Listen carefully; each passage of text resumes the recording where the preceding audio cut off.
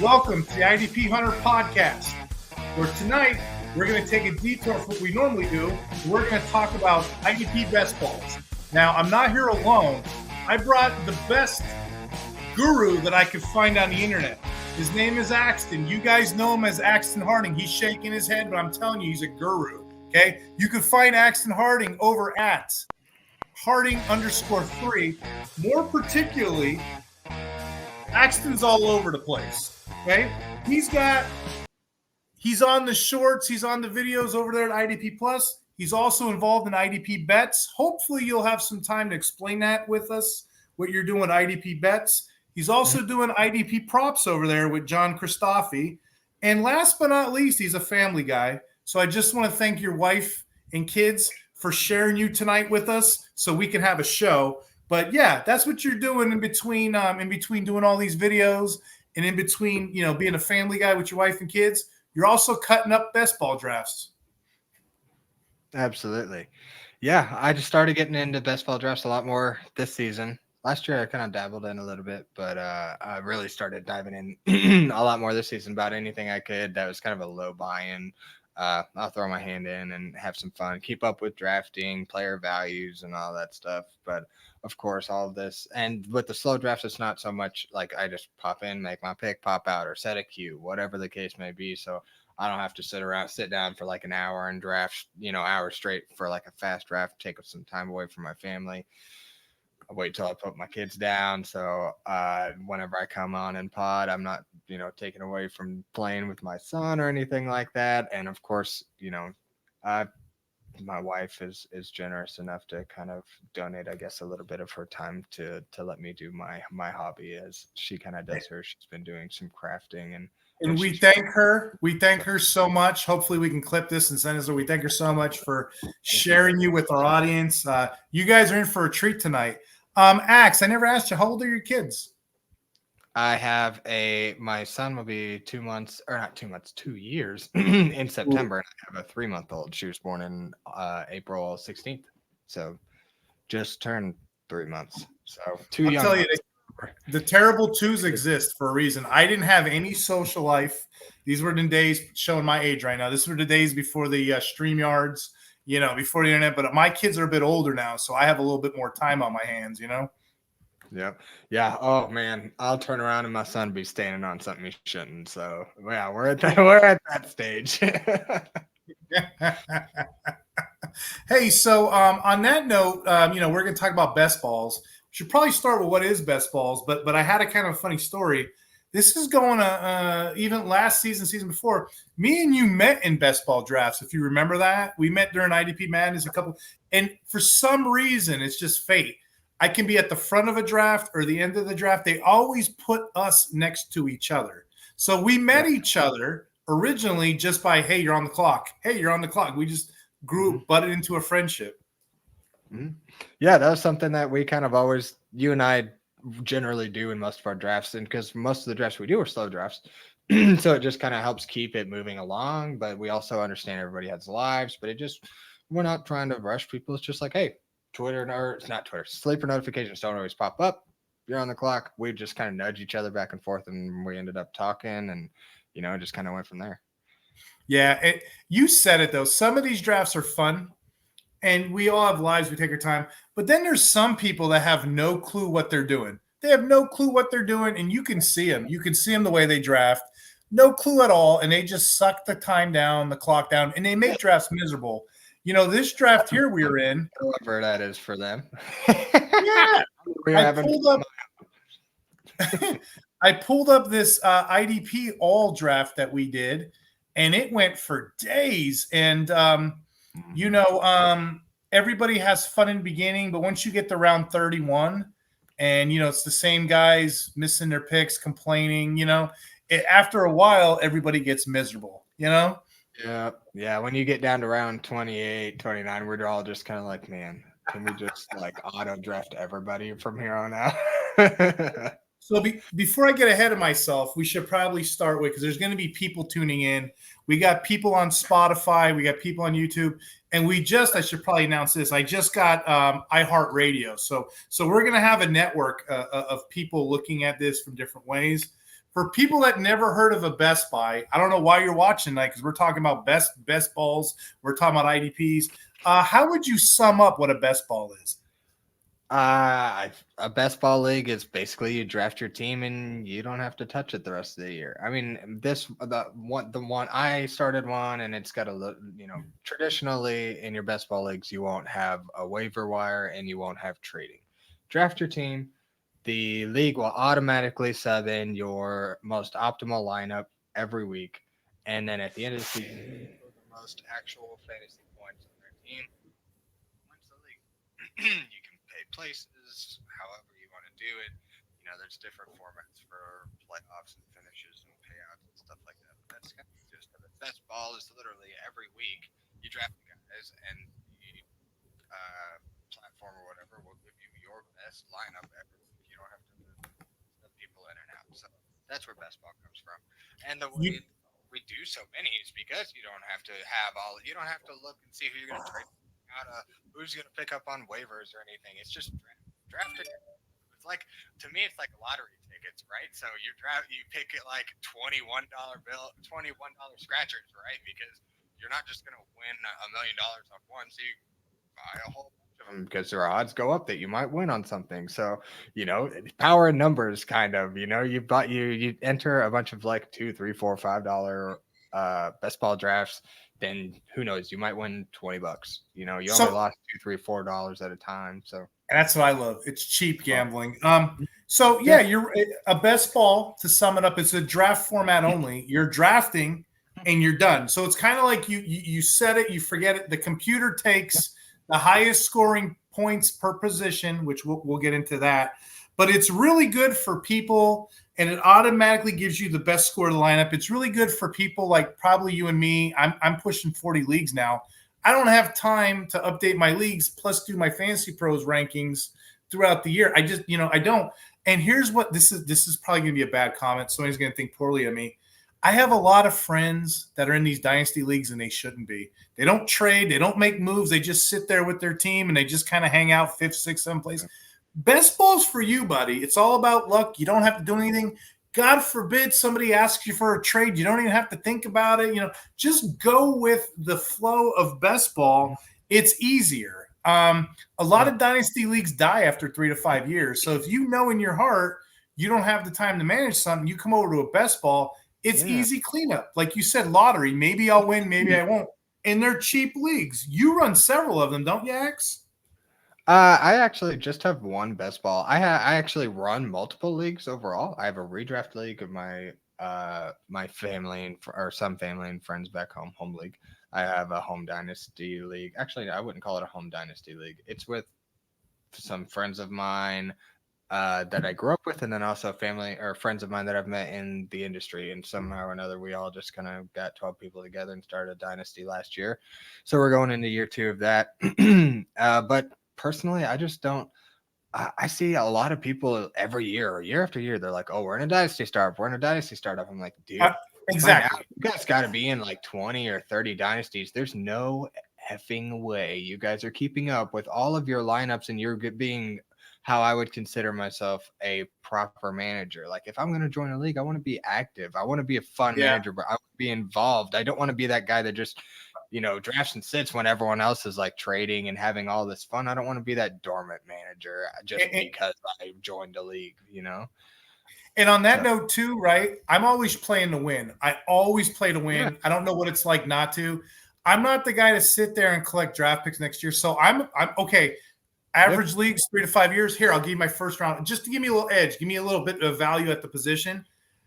I play to win. Maybe that's the competition in me. I play to win, but then I look around with these guys and 8 or 12 of them just quit.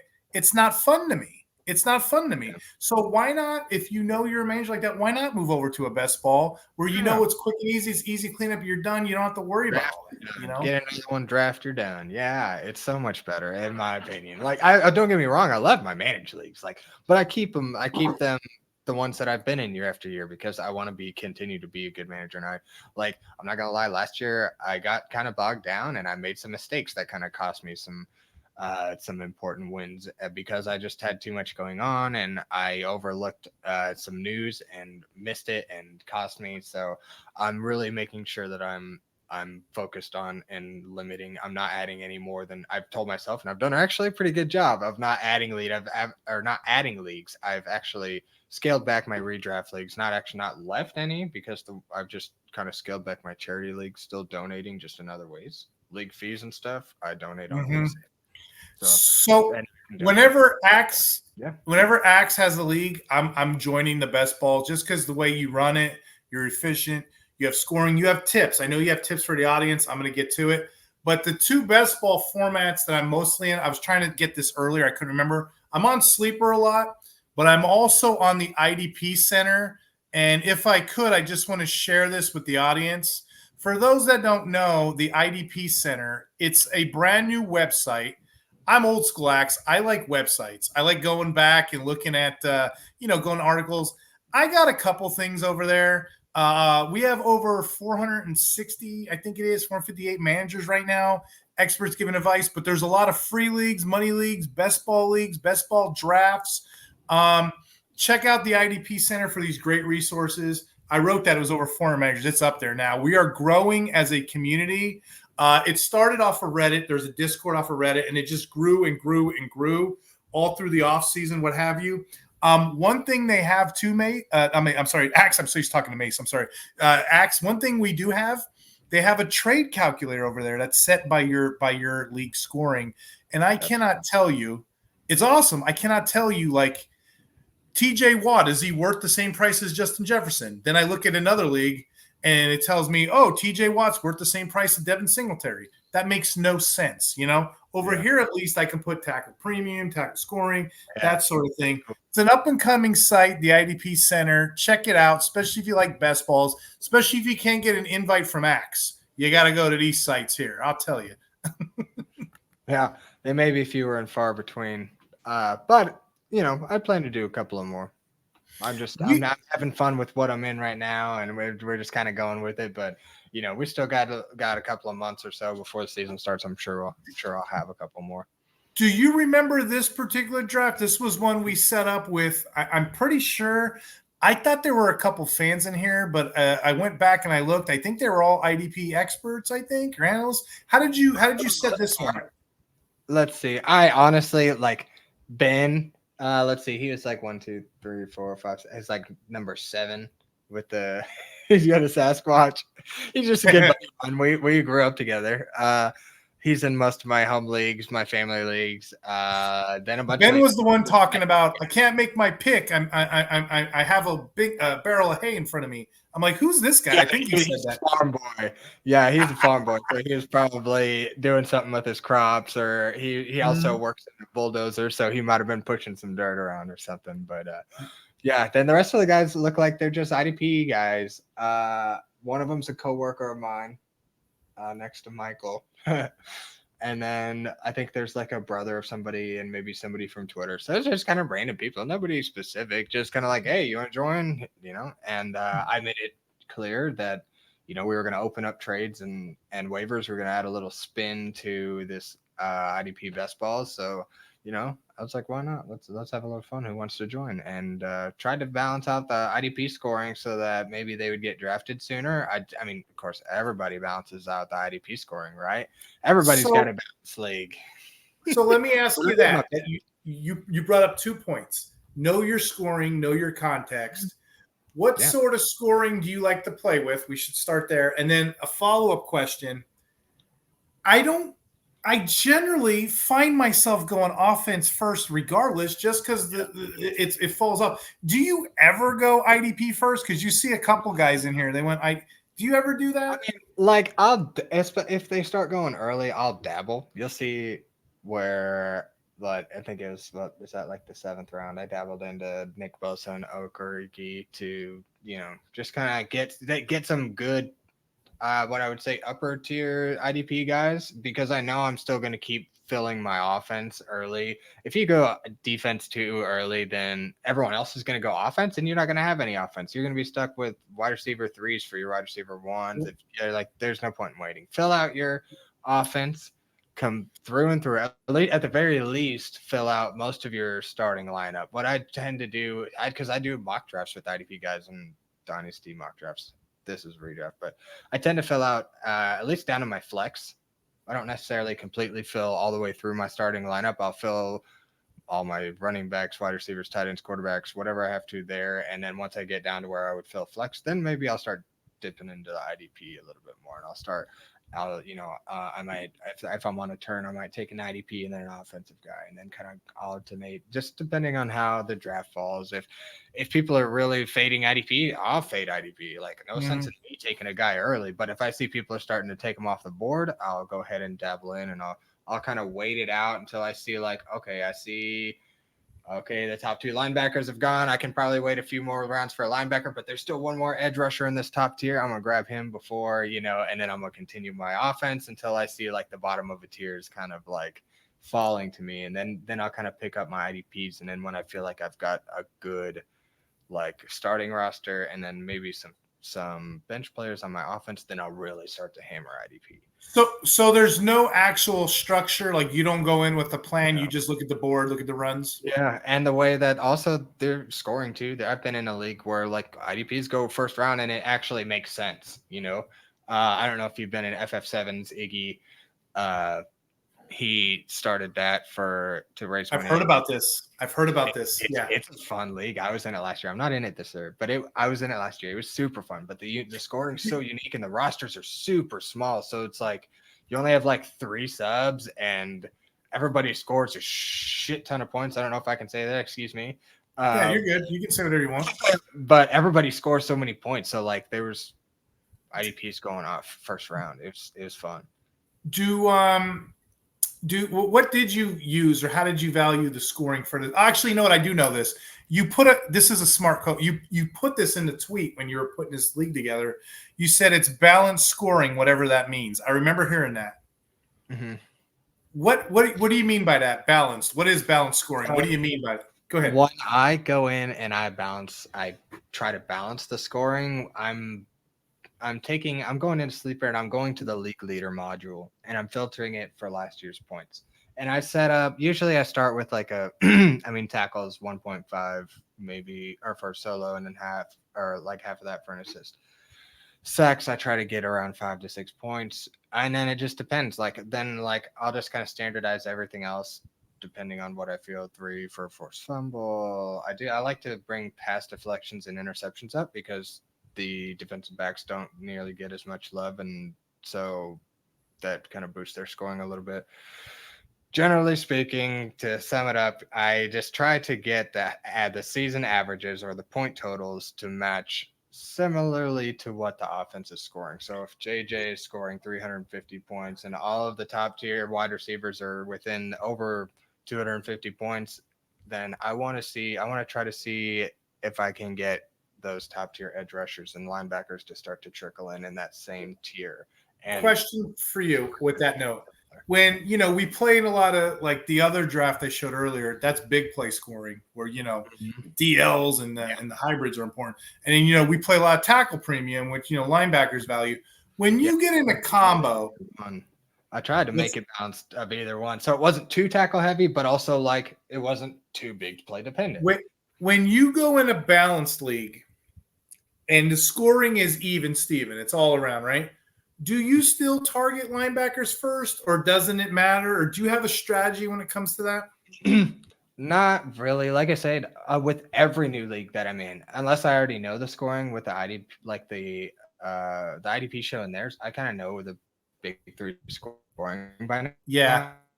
So it's just kind of ingrained. I know how to about my draft. But if I'm in a new one, I go to the leaders module on Sleeper and order them by, like, see who finished last year. How using these scoring settings did the linebackers finish as opposed to the edge rushers?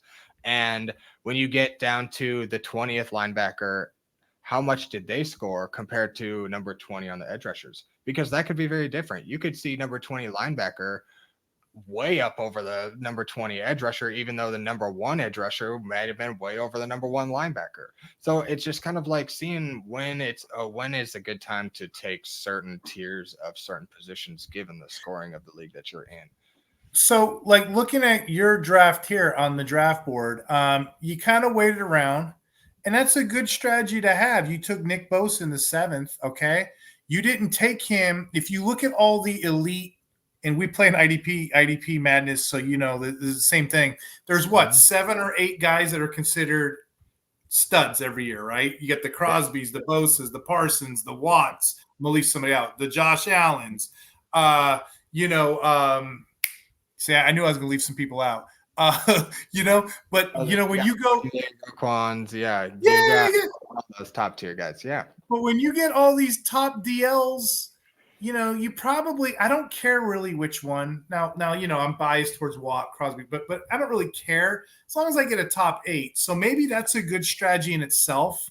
If you can wait this board out, which you did, and at 7.2, you took Nick Bosa. You know what I mean? Like you're getting a quality tier 1 guy, while some other guys in here, they took Max Crosby went in the 4th. That's a 3-round difference. So that's a great strategy. Kind of waited out. Okay. Mm-hmm.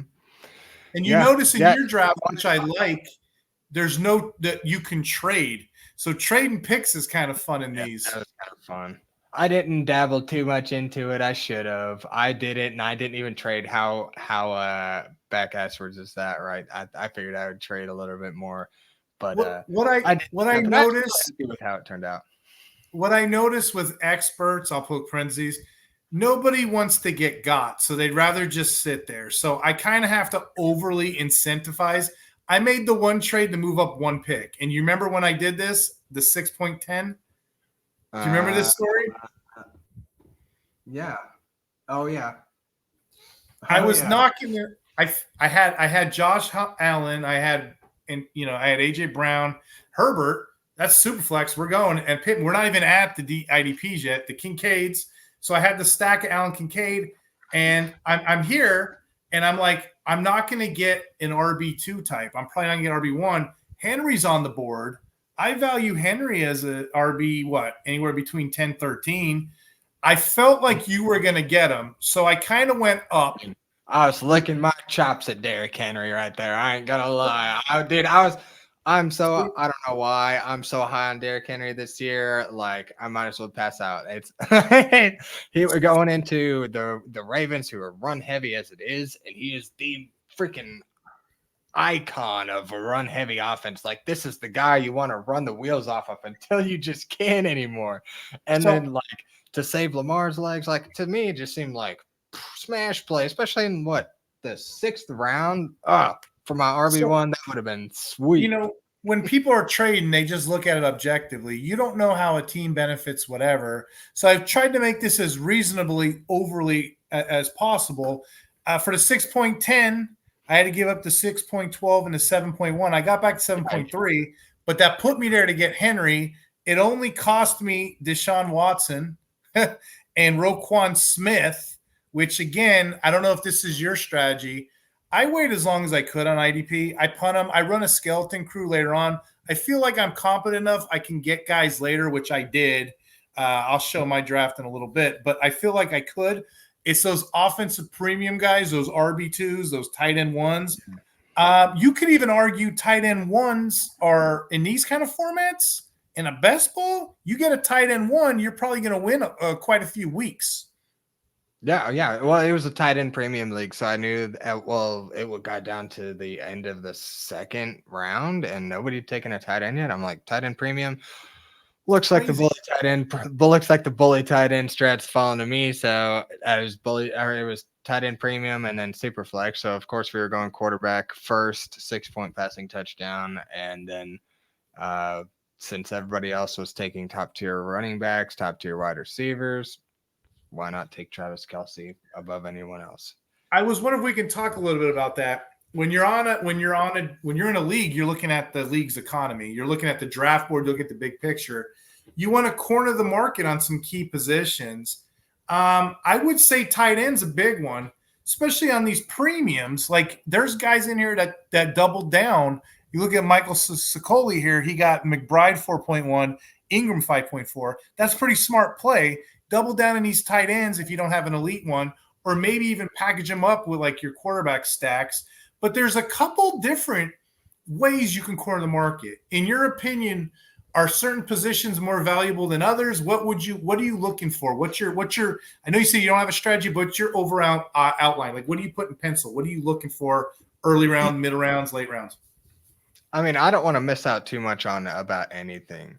Usually, you'll see that I'll dabble into a little bit of everything at some point. I don't go zero RB.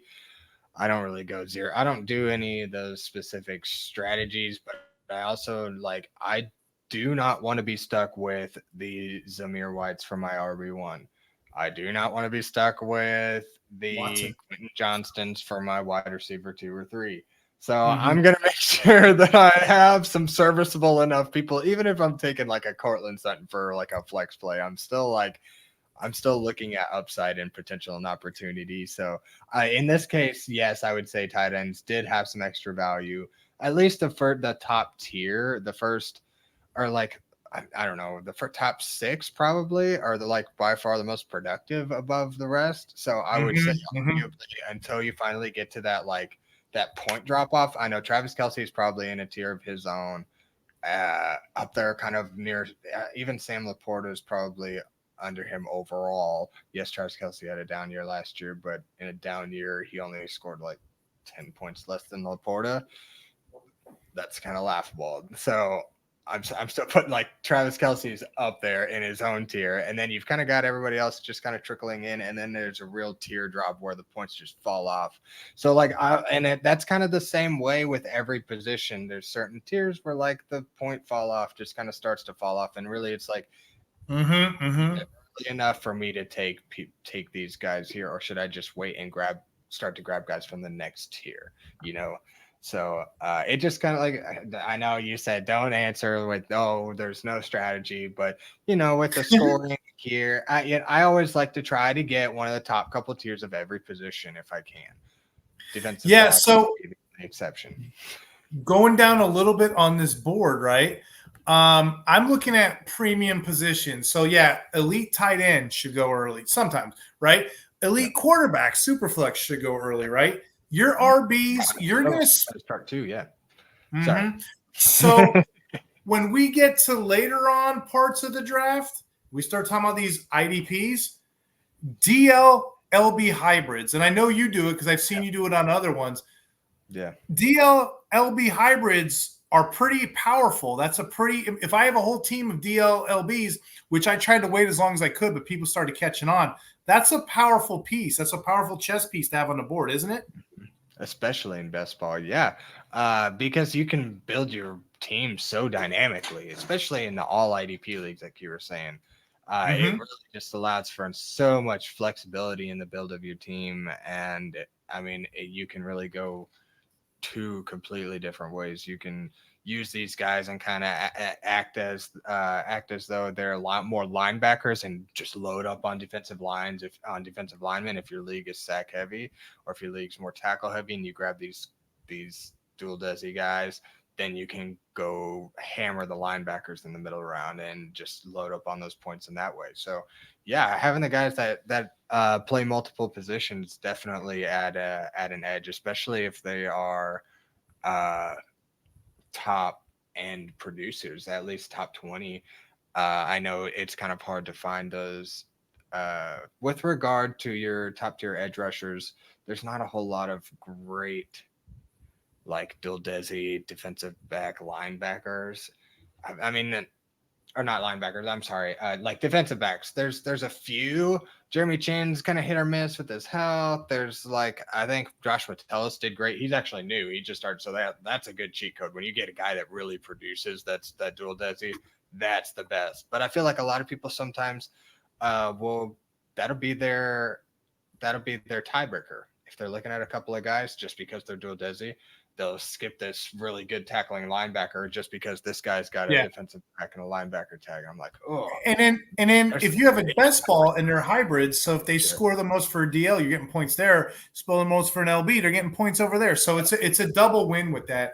You know what I've noticed, Axe? I've done enough drafts with you, and we're so close together a lot. You kind of have a strategy, and you might not even know you're doing it. Like we both, if you look at the board, early on, we draft the same kind of stuff, which I went Josh Allen 1.1, you went Patrick Mahomes 1.2. What does that say? Let's get these top quarterbacks. We did it again in the third round. Herbert 3.1, Golf 3.2. We get the same type of quarterbacks, right? You got Kelsey and Andrews. I went and got Kincaid in the fifth, right? What is that saying? Get these elite tight ends. In between there, a great point that I wanted to bring up.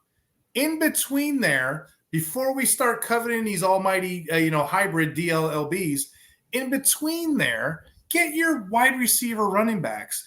You should have more wide receivers on your board because they're more of a hit. They're more of a projectile than you would see with running backs. Do you agree, disagree? But I think if you start your draft on offense first, that's the way I would go. I'd prioritize those high positions, come back in and just kind of like broad strokes with my paintbrush, if you will. More wide receivers, as many as I can get, and then get a couple serviceable running backs. See, I didn't get many running backs in the beginning. That's why I kind of had to make that move.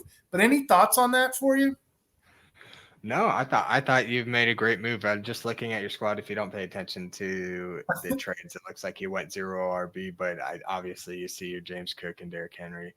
I mean, that fell to me. I thought Cook would be gone by then, but I went there and got great value on the way. I think the board fell pretty nicely overall. I think there was a lot of good value to be snagged up.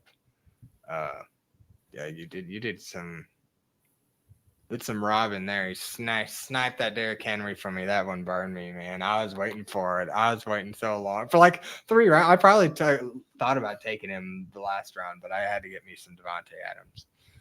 Right. And it's all on like guys like us. We know IDP. We can wait later and get value later. Yeah. So, we can prioritize those high premium positions. I was going to ask you this one. I'm not a big fan in best ball. I don't worry about backups. I really don't worry about stacks, which I'll explain in a second. I happen to get a good one with Alan Kincaid. That may be the oomph, but I don't think statistically it really as the big oomph as people think. But are you targeting backups at all, or you don't care? What's your thoughts? Probably backups.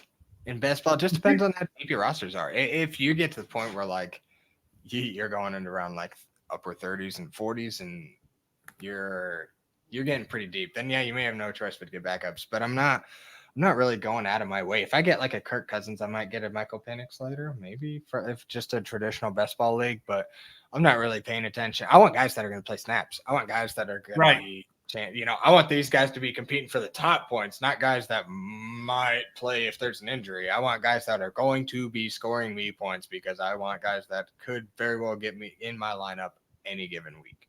So I guess to answer your question, I really don't care about backup stacks. I'm not really going out of my way to seek them. I guess if it falls to me and I like it, I'm sure. I'm not, like I said, I'm not really huge on just making a stack happen because I just love it so much. I don't think, like you said, I don't think there's too much statistical data to say that it really affects too much. I mean, but at the same time, like if Dalton Kincaid gets a touchdown, Josh Allen's passing it every single time. So there's guaranteed 6 points every time Kincaid scores. So in that sense, maybe another cool thing I love. Who knows? Underdog Fantasy, they're all about their numbers junkies, data. And I wanted to share this with you. I found this, I retweeted this earlier just to kind of talk it. But, they did a general, they took 3 years of data, of course, and they took a side-by-side comparison, right? What this is, what I'm showing for the audience that's on Spotify, you can't see my screen, those on YouTube, welcome in what you're seeing. This is what they call a right tail outline, which basically you're showing from least to greatest kind of strategies. But in this chart that I'm showing the audience, it's better to draft the top 5 QB. It's better to draft an elite tight end. And then we're about to show you, of course, the hybrids and other tricks with IDP. It's better to wait statistically on IDP. People will argue that. You've seen this draft was a variety, which was fun. But the stack thing doesn't work as high as people think it does.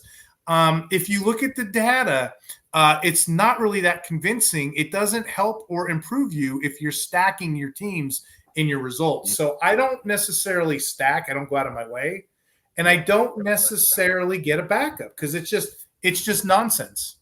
Yeah, in best ball, the backups are almost pointless unless somebody is highly prone to injury. Then, like the Chargers, he might get J.K. Dobbins and Gus Edwards. I don't know.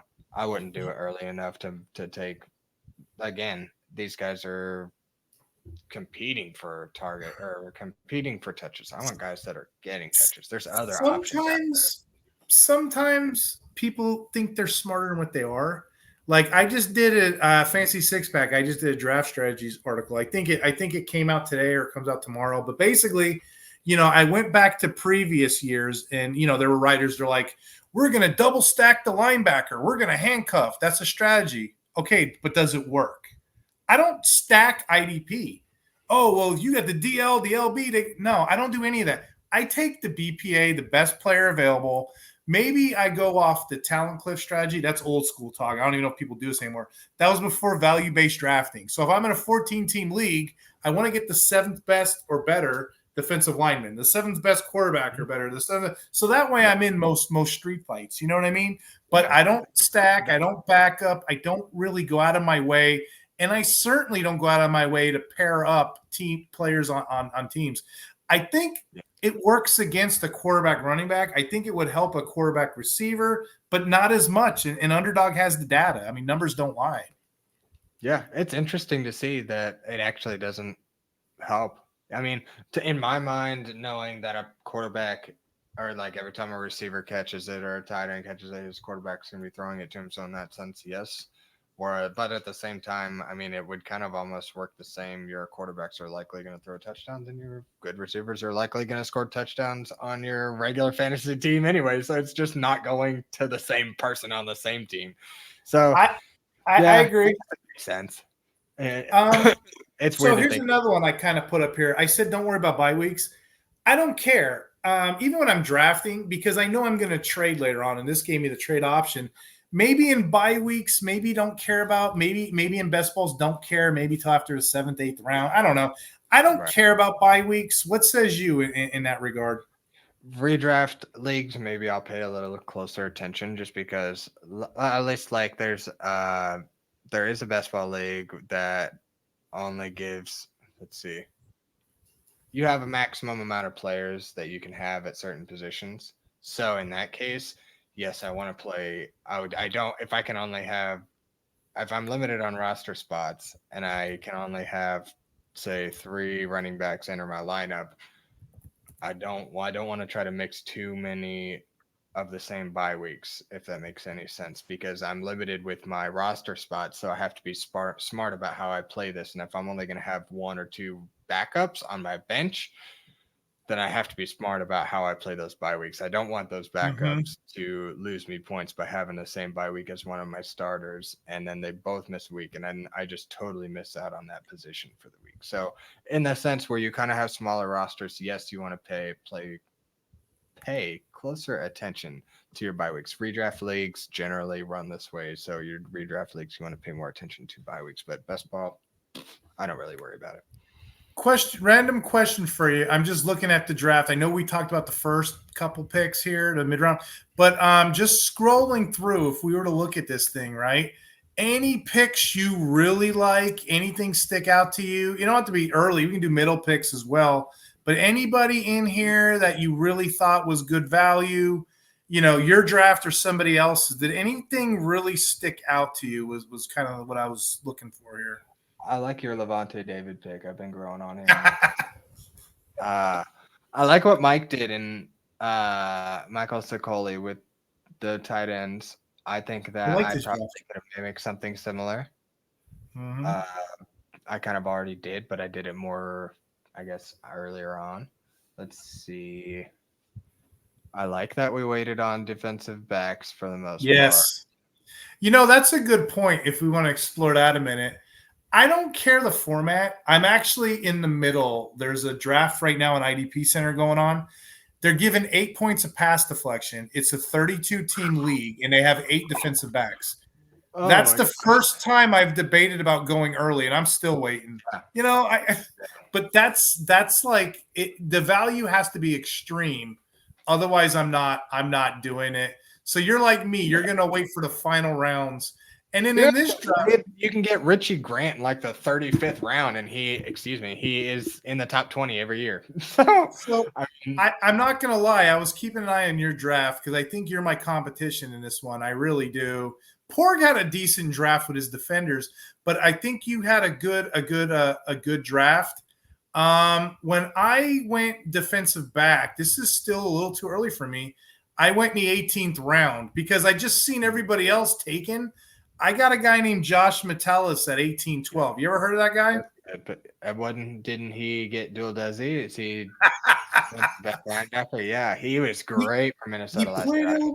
And then I got Buda Baker just for GP at 1901. So there's DB1, DB2. Yeah. And then DBs, I waited. I like going late. I'm like, let me poke my head at 31, 32, see what's out there. Jordan Poyer. My first DB, right? What was it? 26? Round 26? Is that my first DB? Charvarius Ward. Look at all these guys. King's going to be the starting corner. Nixon. I can't remember if this had kick return value. The one I was pretty proud of, and I got Newman at 42, Simmons at 43. That's what I love about drafts this time of year. Simmons is going to go on a team, and he's going to kill it. So I already know. You got him in like the fourth, the last round. So he's just waiting for the right scheme, the right team, and then this guy is just going to blow There's up. A guy I'm proud of, 36-12. I got Amani Hooker, right? I got Amani Hooker, 36. At the time, he was the only safety there. They don't know the room. He volunteered to be the green dot. Last year, he was on a pace. He was a DB 15 in most scoring formats. He was on a pace until he got hurt. He's one of my sleepers, too. I got him late because people don't know. Now, recent news, Jamal Adams just signed. And I quickly came to this league because I remember you said waivers are going to be open, trades are going to be open, which is the exception. So please, audience at home, if you ever see an Axton Harding tweet about his leagues, he plays in the funnest stuff. So I'm not used to doing this. So I went over, I made a $25 claim for Jamal Adams. Nobody else made a claim. Nobody else. Got him for free. So is it? And the only reason I really, really wanted him was because I have Hooker, just in case I'm wrong about one of them, because I could scotch tape a Jamal Adams Hooker together. I got Newman, who's going to get targeted. I got the Poyers, and then I got the Bakers and the Metelluses. So and then Simmons. So I'm gonna kill it defensive back, and I paid nothing. But I was like, maybe. So here's a question for you: do you think Jamal Adams is going to produce? Or do you think people just forgot to put a waiver claim in? That's my question. I don't know. Probably just people were stuck in best ball brain, forgot to go in, and I, myself included, I probably would have checked when I remembered. But no, I think that's a good pick. Jamal Adams is one that, as long as he gets on the field, he produces. So that's really the only thing you're worried about, is just that he gets on the field and can develop some sort of role on this defense, because I mean, he's talented enough. It's just a matter of staying healthy and being available. Availability is the best ability. These rookies are so flimsy, you just never know. But I grabbed Tyler Newman there because before the drafts, I know you're big in the rookie drafts. Tyler Newman was like my top DB prospect. The rest of them I didn't really care about, but the landing spots were so amazing this year. So again, I paid nothing. I may get some guys to produce for me. And here's a strategy I said on the other podcast. We were doing draft strategies. Most people don't care about defensive backs. That doesn't mean don't draft a rookie defensive back. A great strategy to have, Axe, and you know this, we take these defensive backs, we hold them, like a Sauce Gardner, his first 5 games when he got drafted, right? Peppered with targets. Until they realized he was good, then they got the hell away from him. So a good strategy might be to draft a Tyler Newman, get one of those solid rookies, get him on the field. The minute he starts producing, Cooper DeJean comes to mind.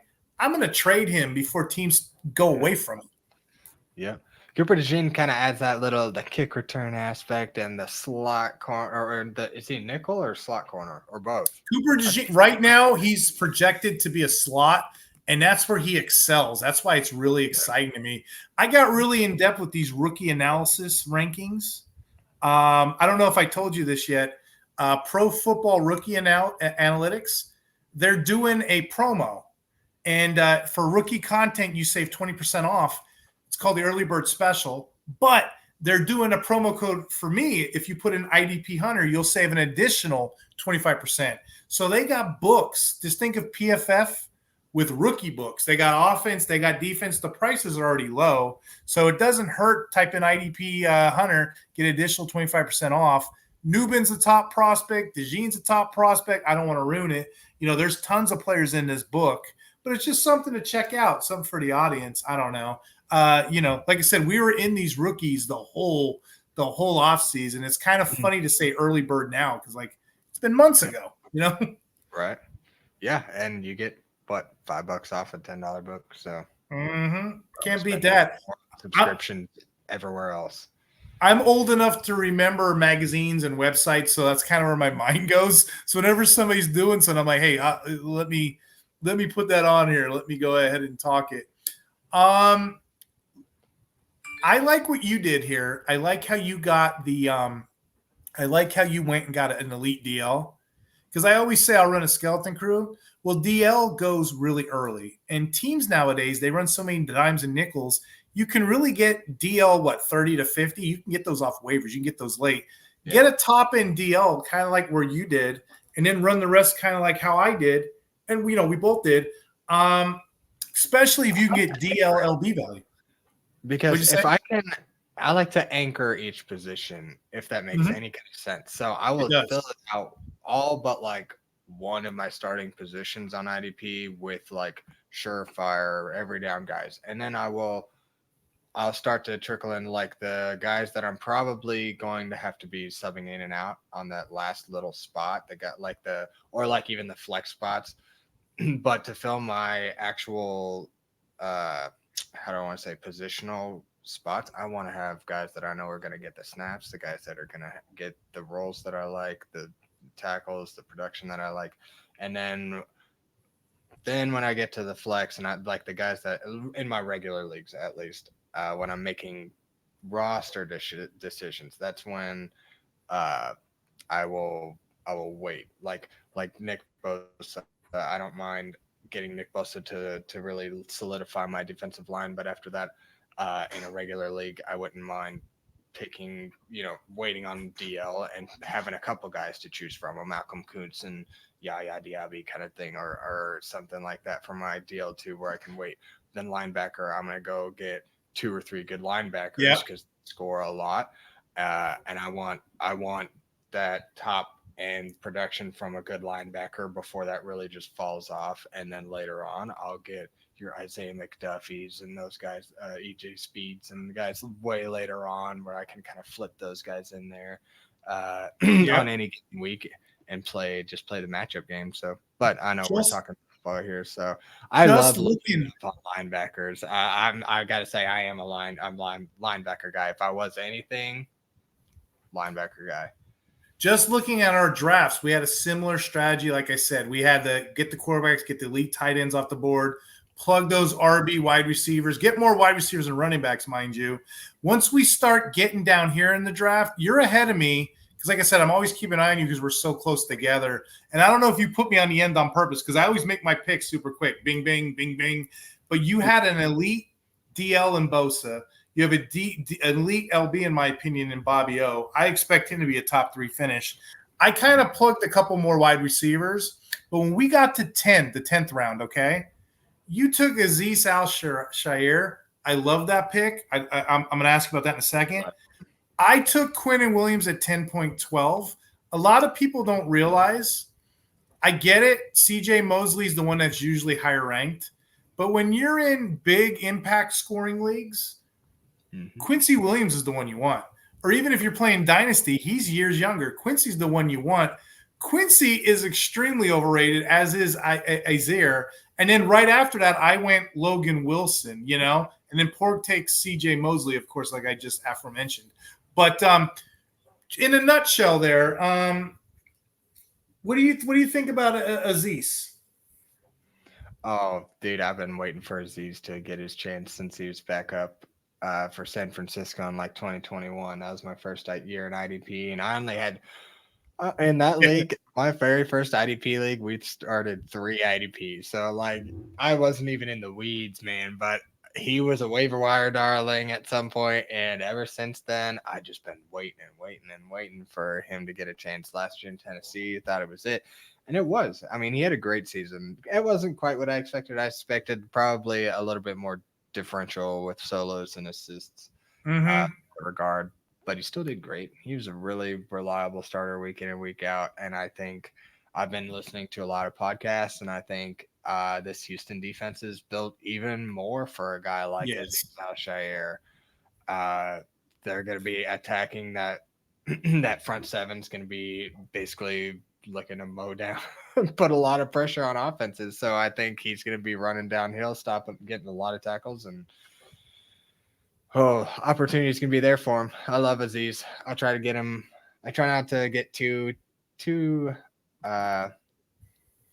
quick to pull the trigger on him, but if I can get a good value, I love picking him up. I hate to say like I have a strategy, but I have guns loaded when I'm going into the draft. I have templates, and the two last templates I have, I already said the last couple rounds. I'm looking for a high upside guy. I'm looking for DBs to fill. But right now we're in that mid round, those tenths. I'm looking at players that are forgotten, the forgotten sons. I took, and again, my team I feel pretty good about. The DL's the question mark. You got 2 ways to play this. You can go like some teams and get the high impact guys, or you can take guys that are forgotten about. I took Cam Hayward, who's old and forgotten about. There's no reason to say he's not a top 30 finish. I took Alex Highsmith, same team. If I'm wrong, I'm wrong. But guess what? Highsmith pick. Oh, do you? Yeah. Oh, great for best ball. I mean, you look at it, he's like the pillar of best ball. You want these guys that can get you 30 points on any given week and win you a week. Those are the guys. And that's what I struggle with currently with best ball is I don't prioritize those boom or bust guys as much as I probably should. I think I'm so hung up on consistency, but I really need to let myself dip into that. And I'd have, I do tend to go get more high up, high ceiling, low floor guys, those boom bust guys. And he's the perfect example. He'll have big weeks, he'll have little weeks. I was actually talking to Gary Davenport, of all people, the legend, right? We were talking about Highsmith. How do we feel about him? Because that's a mixed bag. I feel great about him, and here's my rationale. Watt will always get matched up on the left tackle side or the whatever side the weaker tackle is going to be, right? Highsmith always gets the lesser of the matchups. It makes sense, right? So he's constantly getting blocked, mauled, whatever. He still gets points. Alex Highsmith is going to get ran at before they run on TJ Watt. I pulled the PFF. I don't have it in front of me, but Alex Highsmith was a top 5 run defender last year because they run the ball at him. Of course, guys like Crosby, Myles Garrett, of course, guys like TJ Watt as well, they're up there. But I'm not selling. If anything, I'm buying the dip, like Mark Cuban says. I'm buying the low because the guy has high tackle value. Just people don't really want to think about it. Yeah, absolutely. Yeah, and getting him in the 14th round? The 14th round? That's excellent value. Yeah, 14-12 actually. So a lot of people passed. It's good. And Eric Kendricks, a full down roll in Dallas. That's around 20 something?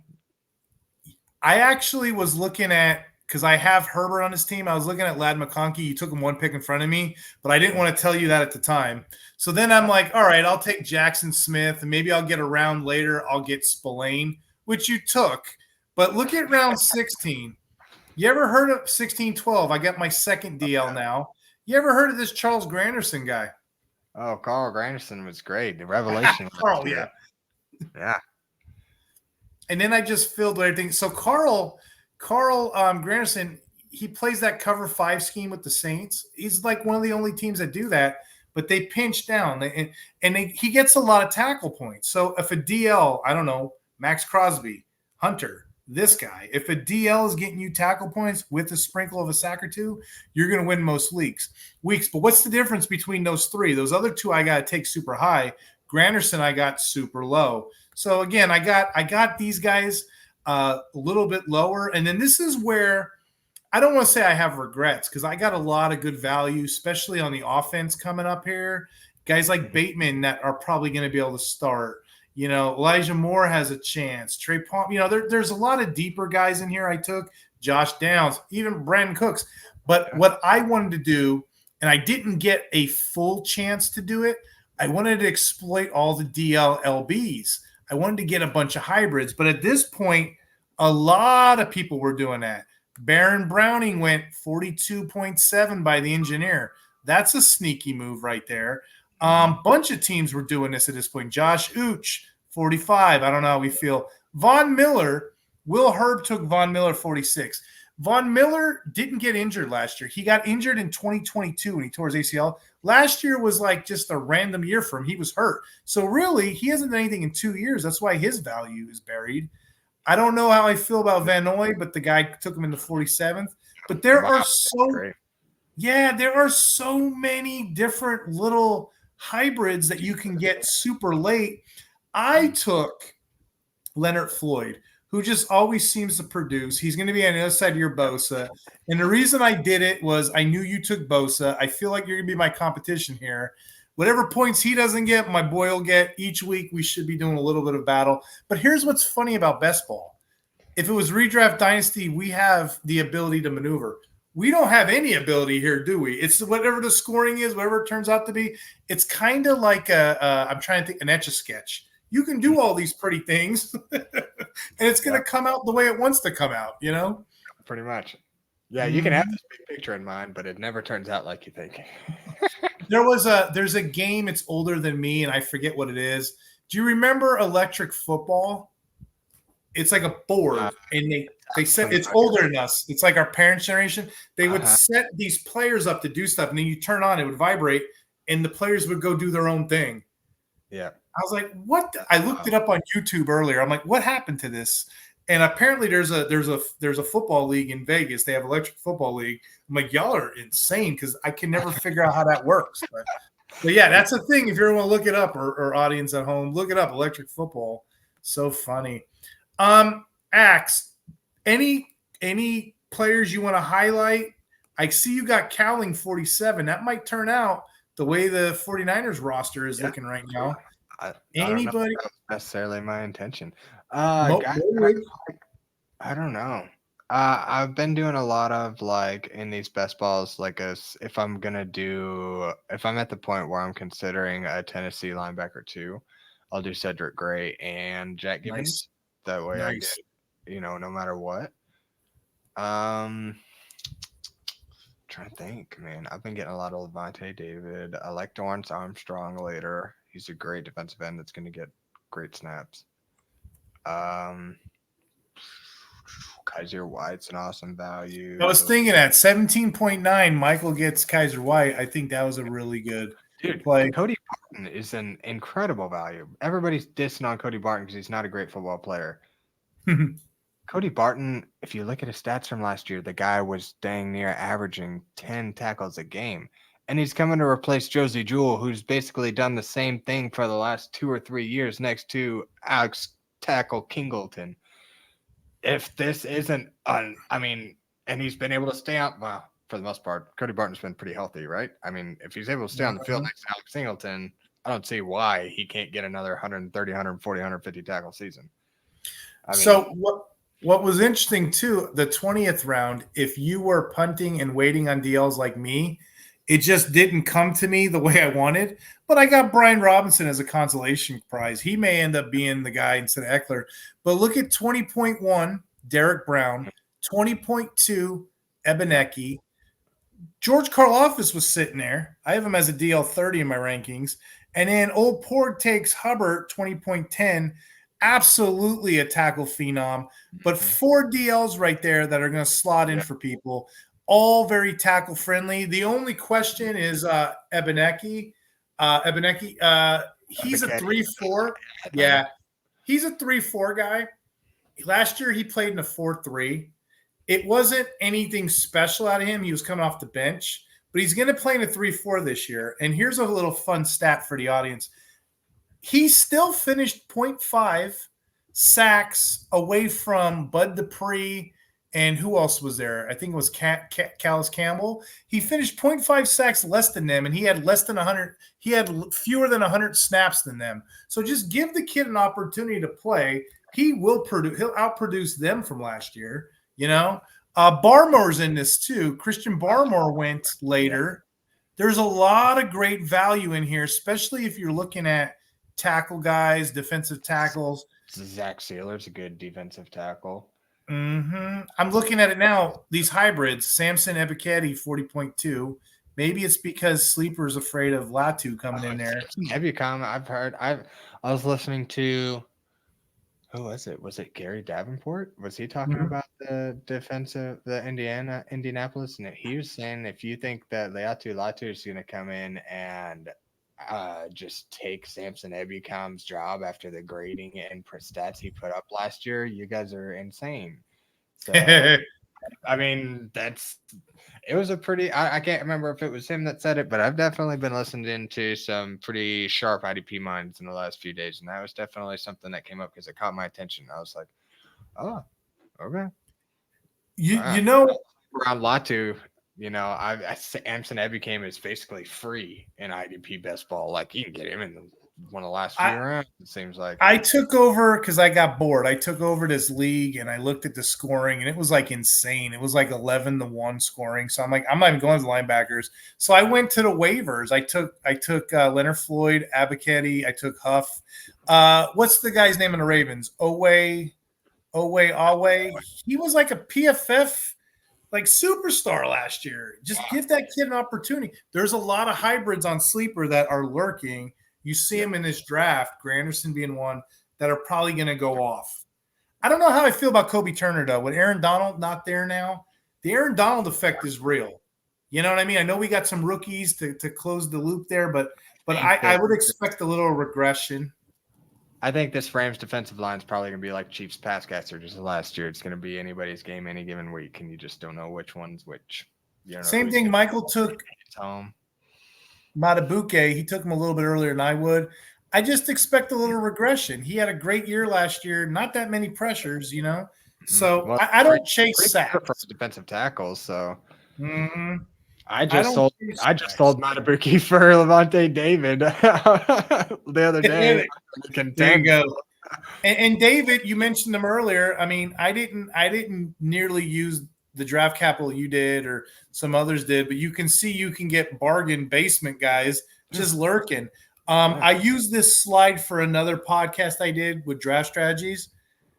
Spillane went late. You know, you picked them up.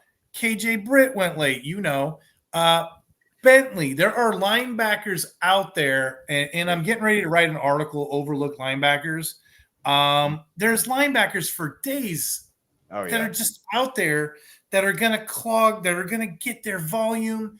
That's a volume-based game. So if you wanted to go elite DLs and then volume later, so be it. I think that's all I have for this podcast, Axe. Is there anything else you wanted to say as far as your best ball? So IDP Plus is actually, it's expanding. If you'll excuse me, I'm running out of battery. IDP Plus is expanding. We now have a separate YouTube for our betting, and then another one for shorts. So I've been really diving in with Gary Van Dyke to help keep the betting portion going, and we're kind of starting to dabble in some betting shows. So Johnny Christoffi or Johnny freaking F1 on Twitter and I have our first preview. We're doing a bunch of futures that drops tomorrow morning pretty early, about 8 o'clock. I can't remember if that's Eastern. Should be 8-7 Central. So it was kind of fun for us to go through. We do all plus odds, anything from plus 100 or plus 105 to, I think he had plus 1200. It was kind of fun, and feel like we had some pretty solid plays, very reasonable ones. to at least get us warmed up. Gary and Johnny did an episode or a couple episodes. They've been putting out good stuff. But during the season, kind of what I'm alluding to, we're going to be doing, Johnny and I are going to be doing, I think, I don't know if it's going to be strictly tackle, but we're doing IDP props. And that's kind of going to be our show week in and week out is playing those props and I don't know if we'll be doing parlays. It's kind of, I can't really release a whole lot about it, but just know we'll be doing a lot of, we'll have all kinds of props on IDP Plus bets. I mean, offensive, defensive, college. I mean, there'll be all kinds of stuff out there. So yeah, just kind of keep an eye out. We're still trying to grow. If you follow IDP Plus, go ahead and follow the bets page.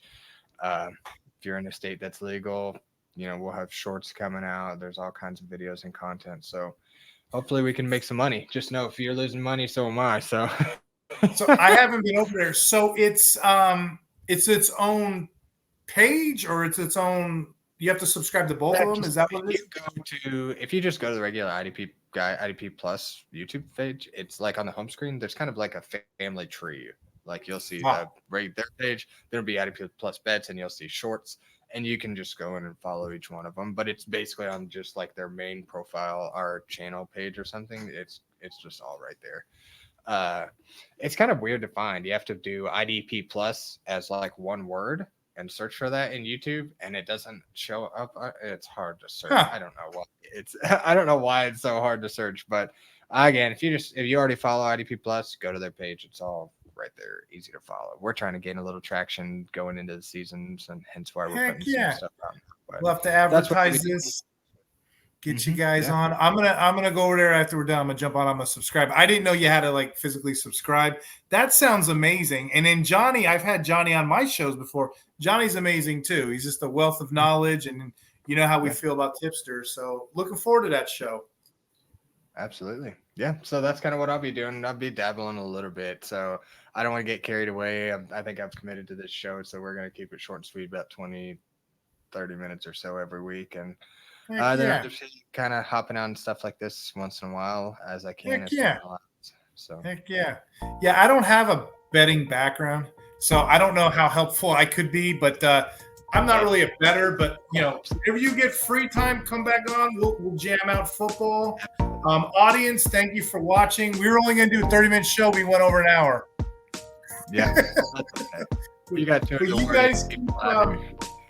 You guys keep listening. We'll keep making these, as I said. And thank you for being a part of this community. Thank you for being my friend, Axe. Every time, I'm going to give you a compliment. Every time I did something, especially when I was starting out, you were very kind. You were always sending me messages. Hey, do you know what you're doing? Oh, look at this. Look at your channel. So thank you for being there. And we only get better and stronger in a community is growing. The only way we get better is if we're kind to one another. That's right. That's right. Take care, audience. And this was a blast. Exactly. Take care.